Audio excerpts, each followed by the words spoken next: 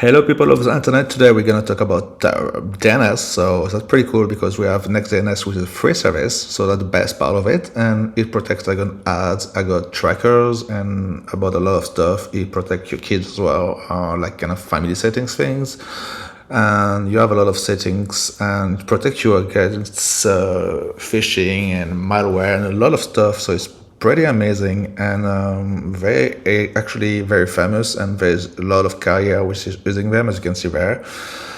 We're gonna go through it today. Even Firefox announced a new partner with them, so that's pretty neat. Please do subscribe if you like this kind of content, and drop a like if you like this video. As you can see there is a free chair which we're gonna use in this video, and if you want to upgrade, it's like $20 or €20 a year, so it's quite cheap. Not that bad, and the policy is quite cool, and because you can store your data in Europe or the US or in Switzerland, which Switzerland is pretty much secure, and they do have a GDPR in mind, so that's pretty neat. I'm going to do that in Unifying, but you can do that in any kind of router, or at least any decent router, and it's basically finding the DNS settings and cutting and pass the DNS server you find there. So you have to log in first, and then you pass it there. You can do that on any kind of device as well. I'm going to show you at the end, and you can see there I'm not connected yet, so you can see that I have quad 9 at the moment. You can't use a DNS if you don't have a static IP. We're not going to go through the process today, but you can otherwise just update the IP. So you have the parental control, as I say. You have a recreation time, which is actually quite nice, a safe search and a lot of stuff, category and stuff like this. You have the deny list and the allow list, and you have the analytic. We're just getting starting, and I already have like 590 queries and 1% blocked. So we're going to go through this in data in a minute. At the moment, we can see all the settings. So it's kind of nice as well if you want to diagnostic your own network. You have a lot of information. You can see the GAFAM here, which is cool, and where your data is used. So basically the world map. In the log, you can see everything is going on your network. So you want to be careful about that. DNS is very easy to basically see whatever you're doing. You can see the block query. So it's very a cool thing.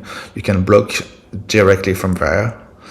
You can do a lot of stuff actually, and as I said, it's free, so you should try. And I probably do a video in the future on actually a proper server at home, but as you can see there, you can set up to Switzerland, for example, which they're known for like privacy and stuff. That's why I use Proton VPN, which is from Switzerland as well.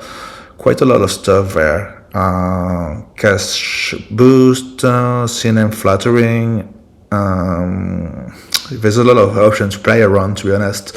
We're not going to cover all of them, but it's pretty cool. You can even rewrite DNS. So for example, if you want to set Google to your own router or whatever, you can do that. So it's very nice too. And this is all on the cloud, so you don't need to host this in the server, which is kind of nice. I guess there's pro and con. You can create a new profile there, so I'm going to call this one Trust. For instance, you can use different VLAN and have different settings.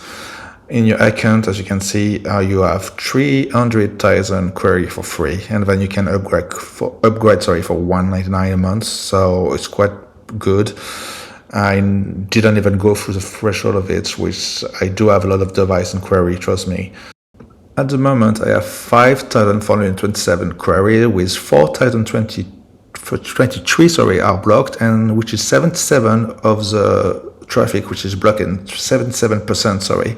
So quite high. You can see the blocked domain here, mostly Samsung, so probably my TV, which is known for actually calling home a lot. You can see the block reason there. So actually, as I said, a smart TV block list, which is the main one. You have the host. You can also set up all this list. You actually have access with a lot of different lists, which is kind of cool. So you can enable, disable whatever you want. You can see as well where the query are from. So it's pretty nice to see. Quite a lot from the US, French Guiana. Actually, I suppose it's France and it's the same area. So that France and I don't see La Réunion, but I suppose it's because it's out of scale, not a big program, I suppose. Well, that's nice to see. If you go back to the block list, you can see it's mostly Samsung. And if I go to block only, there's a lot of Samsung. So we're blocking a lot of query right at the moment, and you're most likely going to have to play to add some allo list and add some domain, because you're probably going to break something, but it's nice to play around with this too.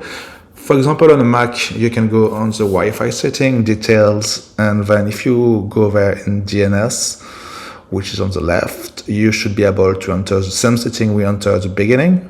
So you can enter like whatever DNS next settings is for you. You typically then need to restart your device, or not to restart, but to connect again. So you can disable and turn on the Wi-Fi again, or just renew the DNS list, which most likely going to do it. Or just restart your router if you want. I might do a video in the future, so stick around if you want to see that about a proper DNS server. I was thinking about like the PO and add home thing, which I love, but this one is actually even better. So I might do that in the future. Anyway, that's it for this video, and see you later. Bye.